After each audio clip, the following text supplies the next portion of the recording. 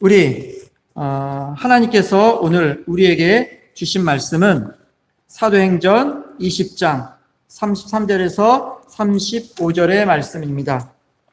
사도행전 20장 30절에서 35절의 말씀 우리 같이 읽도록 하겠습니다. 시작. 내가 아무의 은이나 금이나 의복을 탐하지 아니하였고 여러분이 아는 바 같이 손으로 나와 내 동행들이 쓰는 것을 충당하여 범사에 여러분에게 모본을 보여준 바와 같이 수고하여 약한 사람들을 돕고 또 주 예수께 친히 말씀하신 바 주는 것이 받는 것보다 복이 있다심을 기억하여 할지니라. 아멘.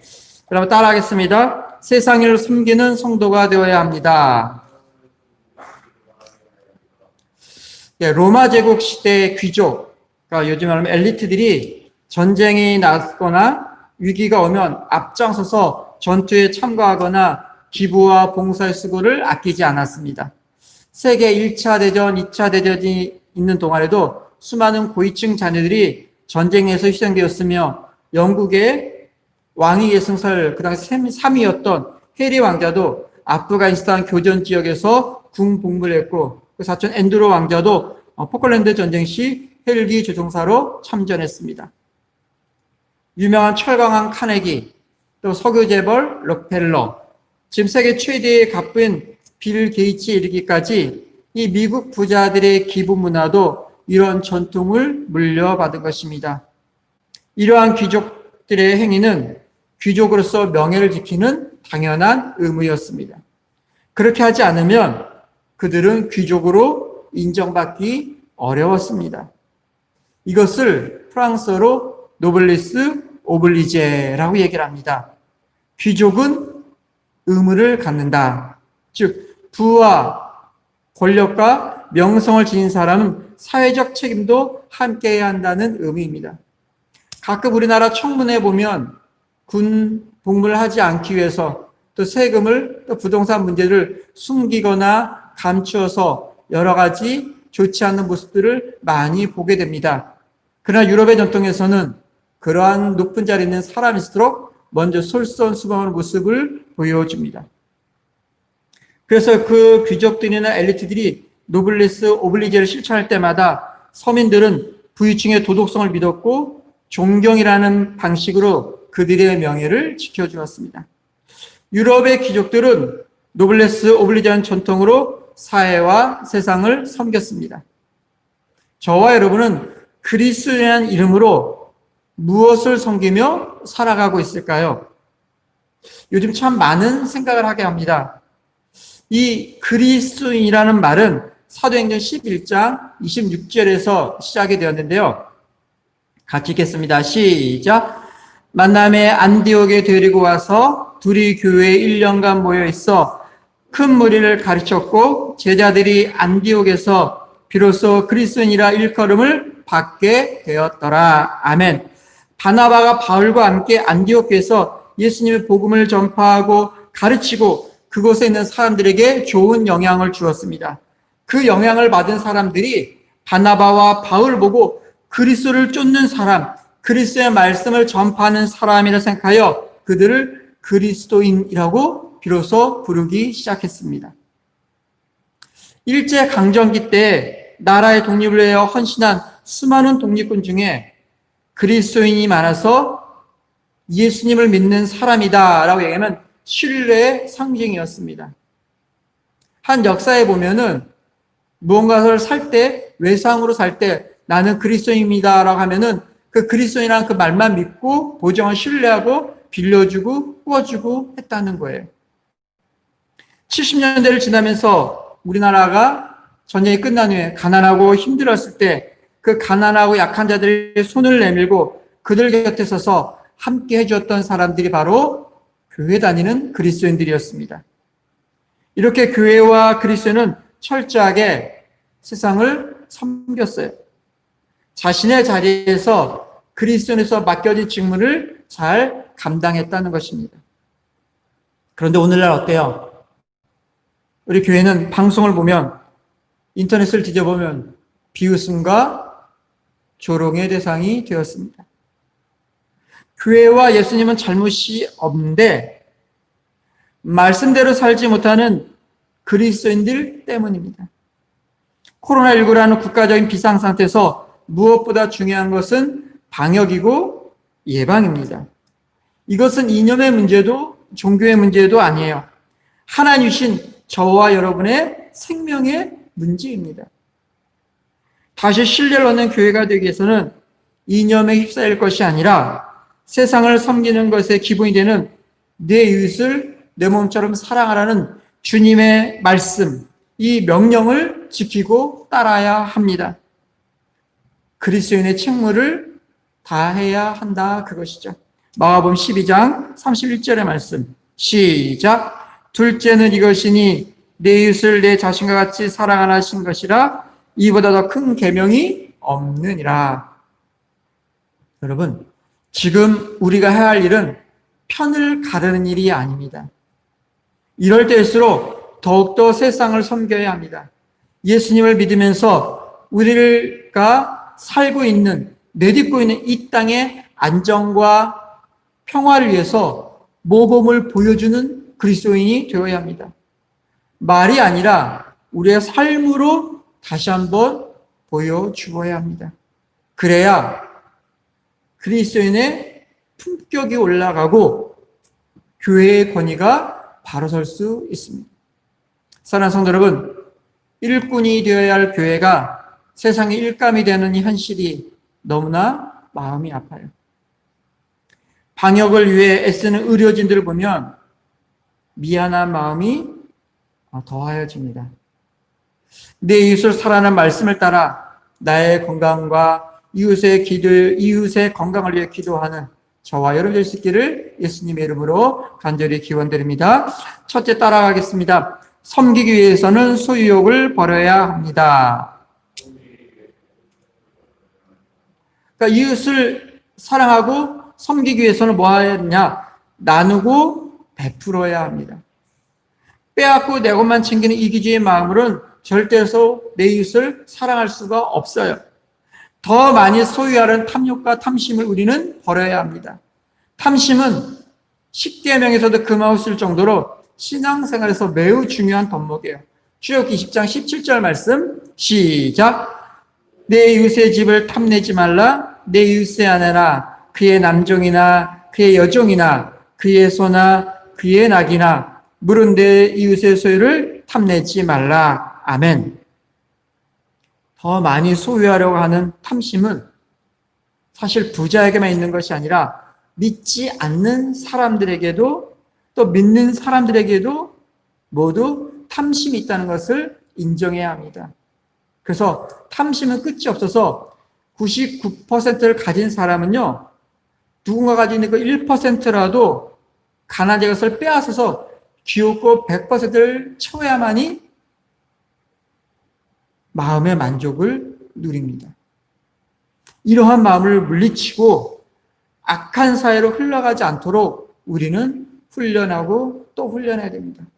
그래서 아모스 선지자는 2장 7절 이렇게 얘기합니다. 시작. 가난한 자의 머리에 있는 티끌을 탐낸다. 구약 시대는 지금과 같이 돈이 없었기 때문에 주로 은이나 금이나 옷과 같은 것이 매우 중요한 재산이었습니다. 그럼에도 불구하고 이런 것들 탐내어 소유하라고 하지 않았다는 거예요. 33절의 말씀에 보면 시작. 내가 아무의 은이나 금이나 의복을 탐하지 아니었고 아멘. 그런데 이렇게 탐내지 아니하였다고 하는데 성경에 보면 탐낸 사람으로 인해서 민족이 어려움을 경하는 경우가 성경에 나와요. 탐내지 말할 것을 탐내고 소유하면서 큰 낭패를 본 대표적인 사람이 누구예요? 바로 아간입니다. 이스라엘은 강하고 튼튼한 여리고성을 무너뜨렸습니다. 이제 눈앞에 있는 그 작은 아이성 아주 손쉽게 함락시킬 수 있을 거라고 생각을 했습니다. 그런데 웬일이에요? 그 작은 아이성과의 전투에서 이스라엘은 패하고 맙니다. 우리가 이 전쟁에서 왜 졌을까 생각해보고 또 생각해보고 고민해봤습니다. 그랬더니 이유는 아주 간단했습니다. 여호수아 7장 21절의 말씀 시작. 내가 노력한 물건 중에 시날산의 아름다운 외투 한 벌과 은 200세겔과 그 무게가 50세겔 되는 금덩이 하나를 보고 탐내어 가졌나이다. 보소서 이제 내 그 물건들을 내 장막 가운데 땅 속에 감추었는데 은은 그 밑에 있나이다 하더라. 아멘. 이 아간이 외투와 은과 금을 탐내어서 숨긴 것이, 빼앗기가 싫어서 감추어둔 것이 하나님의 진노를 샀고 아이성과의 전투에서 패배하는 원인이 됐습니다. 한 사람의 탐심이 한 민족의 전쟁에서 지게 만드는 원인을 제공했습니다. 지나친 소유욕이 패배의 원인이라는 것을 알기 때문에 우리는 어떻게 해야 돼요? 탐심을 버려야 합니다. 탐심을 물리치 않고서는 복음을 효과적으로 전할 수 없으며 우리가 천국의 시민이요 거룩한 백성이요 하나님의 자녀인 것을 증명할 길이 없습니다. 거짓 선지자는요, 교인을 이익의 재료로 삼고 하나님을 팔며 자기의 배를 채우면서도 말은 아주 그럴듯하게 합니다. 이러한 탐심을 지도자들부터, 가진 자들부터 물리쳐야 합니다.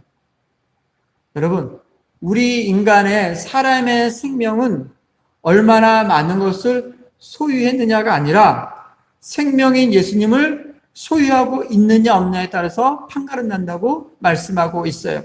누가복음 12장 15절 말씀 시작.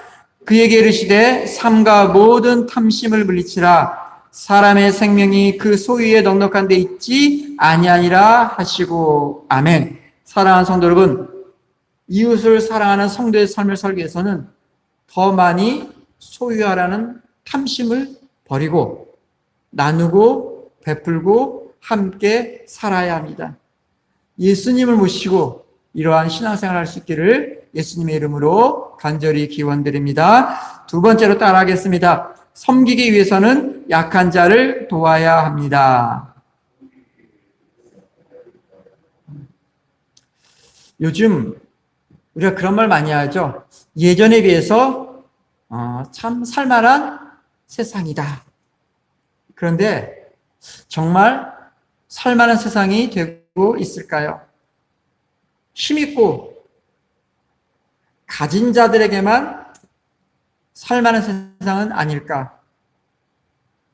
아니면 가난하고 약하고 힘없는 사람들에게도 지금 살만한 세상일까? 코로나19로 마스크 구입할 돈이 부족해서 여전히 1,000으로 된 마스크를 쓰고 다니고 마스크 한 장으로 며칠씩 쓰고 다니는 사람들이 지금도 있습니다. 어르신들이 고독 사는 경우가 많이 나오고 있습니다.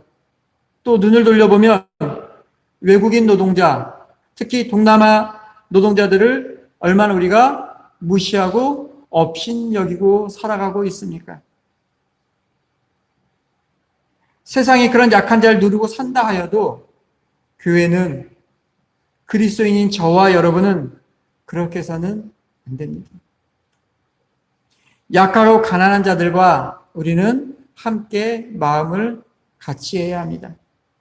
왜 그럴까요? 예수님이 그렇게 하셨기 때문이에요. 이 역할이 교회의 역할이고 하나님의 자녀된 저와 여러분의 역할인 줄로 믿으시기 바랍니다. 세상 사람들은 약한 자를 밟고 무시하고 강한 자에게 굽신거려도 우리는 그러지 맙시다. 약한 자에게는 더 손을 내밀고 강한 자에게 강하게 따질 수 있는 그러한 그리스도인이 될 수 있기 바랍니다. 하나님은 오늘도 약한 자를 도우시는 하나님인 것을 기억하시기 바랍니다. 그래서 시편 68편 5절에 이렇게 말씀합니다. 시작. 그의 거룩한 처소에 계신 하나님은 고아의 아버지시며 과부의 재판장이시라. 아멘. 약하고 힘없는 자들을 무시하고, 그래서 가난하고 약하고 힘없는 자들이 그들의 눈에서 눈물이 나게 하면 그들은 그 억울함과 분함을 어떻게 할까요? 하나님 앞에 나가서, 하나님, 내가 이렇게 억울한 일을 당했습니다. 내가 이렇게 무시를 받았습니다. 라고 하나님 앞에 나가서 그들이 기도할 겁니다. 그러면 그들의 기도를 들으시는 하나님은 무시할까요? 그 가난하고 약하고 힘없는 자들의 기도를 하나님이 들으실 겁니다. 그러면 그들의 기도를 주신 하나님은 그 다음 어떻게 할까요? 그 가난하고 약하고 힘없는 자들에 대해서 눈물 나고 아프게 했던 그 사람들을 하나님께서는 결코 그냥 내버려 두지 않으실 것입니다. 그러나 그 약하고 힘없는 사람들을 도우면 하나님을 돕는 것이라는 것을 기억하시기 바랍니다. 하나님은 우리에게, 저 여러분 주변에 가난하고 약한 자를 곁에 두셨습니다. 우리는 기쁨과 감사함으로 그들을 돕고 섬겨야 합니다. 왜냐? 가난하고 약한 자를 돕고 섬기는 것은 누가 좋아하는 일이냐? 여호와 하나님이 좋아하는 일이기 때문에 그래요. 데살로니가서 5장 14절은 이렇게 말씀합니다. 시작.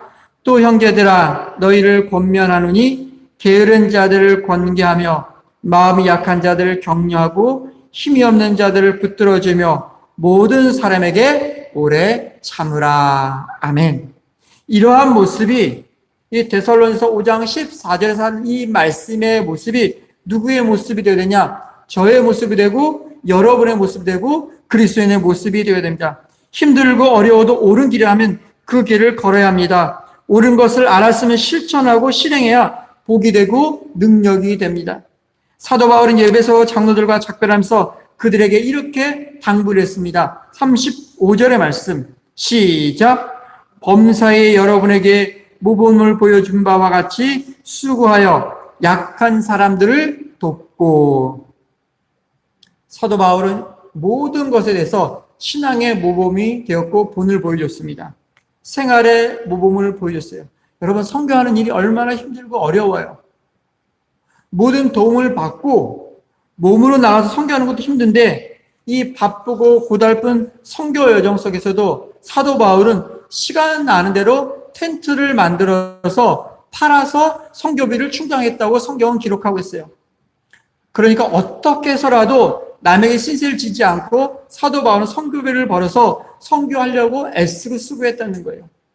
그러니까 남을 도우려고 하면 남의 것을 뺏어서 돕는 것이 아니라 저와 여러분 제 손으로 수고하여 도와야 한다, 그 얘기예요. 그래서 사도 바울은 오늘 본문에서 뭐라 그래요? 모범을 보여주었다라고 말하고 있는 거죠. 이 모범을 보였다는 것은 헬라어로 히포테이크 누미로 얘기를 해요. 즉 눈 아래 전시하다. 그러니까 바울은 말로만 가르친 것이 아니라 자신의 삶으로 그들이 눈으로 볼 수 있도록 삶을 보여주며 나누어졌다는 이야기입니다. 그러니까 100마디 말보다는 한 번씩 삶으로 보여주는 것이 더 낫다는 거예요. 여러분, 약한 자는 구체적으로 도와야 됩니다. 땀 흘려 번 돈으로 남을 도울 때 그것이 진정으로 섬기게 되는 겁니다. 작을지라도 내가 수고한 것으로 섬기고 도와줄 수 있기를 간절히 바랍니다. 에베소서 4장 28절의 말씀 시작. 도둑질하는 자는 다시 도둑질하지 말고 돌이켜 가난한 자에게 구제할 수 있도록 자기 손으로 수고하여 선한 일을 하라. 아멘. 사랑하는 성도 여러분, 두 손이 수고하여 모은 곳으로 많든 적든 약하고 가난한 자를 도와야 합니다. 이것이 바로 온전한 그리스도인의 모습이에요. 그래서 정승처럼 벌어서 정승처럼 사용할 수 있는 저와 여러분 될 수 있기를 예수님의 이름으로 간절히 기원드립니다. 세 번째로 따라하겠습니다. 섬기기 위해서는 주는 것이 복이 되는 삶을 살아야 합니다. 시작. 예. 예전 노래에 사랑은 받는 것이 아니라면서 하는 대중가요가 있었습니다. 대중가요 노래에서도 사랑은 받는 것이 아니라 주는 것이다 라고 노래했습니다. 세상의 복은 받는 것이 은혜고 복이에요. 그런데 성경은 뭐라고 얘기해요? 받는 것이 아니라 주는 것이 복이다 라고 말씀하고 있습니다. 이 말씀은 예수님께서 친히 하신 말씀인데, 예수님께 친히 하신 말씀임에도 불구하고 마태, 마가, 누가, 요한복음, 사복음서에 나오지 않습니다. 그럼 이것이 예수님이 말씀하신 걸 어떻게 알 수 있을까요? 이것은 초대교회에서 이 말씀이 구전, 입에서 입으로 전해져 내려왔던 거예요. 그런데 사도 바울이 이 말을 인용을 한 겁니다. 그래서 이 말씀에 붙은 별명이 뭐냐면 팔복에 더해서 한 가지 복이 더 더해졌다. 그래서 구복이라고 이야기를 합니다. 산상수훈의 8가지 복, 그 다음에 이것이 더해져서 구복이라고 얘기를 하죠. 35절의 말씀 시작. 범사에 여러분에게 모범을 보여준 바와 같이 수고하여 약한 사람들 돕고 또 주 예수께서 친히 말씀하신 바 주는 것이 받는 것보다 복이 있다심을 기억하여야 할지니라. 아멘. 주는 자는 복이 있습니다. 삶을 산 사람들이 참 많이 있습니다. 사도 바울은 어땠어요? 주는 삶을 살기 위해서 텐트를 만들어 팔 정도로 가난에 처했었습니다. 바나바는 자신의 전 재산을 팔아서 예수님의 제자들 앞에 드리고 또 자기는 가서 수고해 일해서 자기의 먹을 것을 얻었습니다. 손양원 목사님도 모든 것을 헌신해 드리는 삶을 살았어요. 오늘날 우리 건강보험의 시초는 청십자 운동을 시작한 장기렬 박사님으로부터 시작이 됐습니다. 이 장기렬 박사님도 많은 부와 명예 권력을 누릴 수 있음에도 불구하고 그 모든 것을 헌신하여 나눠주고 그분이 돌아가실 땐 통장에 돈 몇 푼 남기고 그리고 하늘로 돌아가셨습니다. 그런데 그들은 수고하고 모든 것을 다 나눠주고 베풀어 주었습니다. 다 주었지만 우리는 그들을 가난한 자라고 이야기하지 않습니다.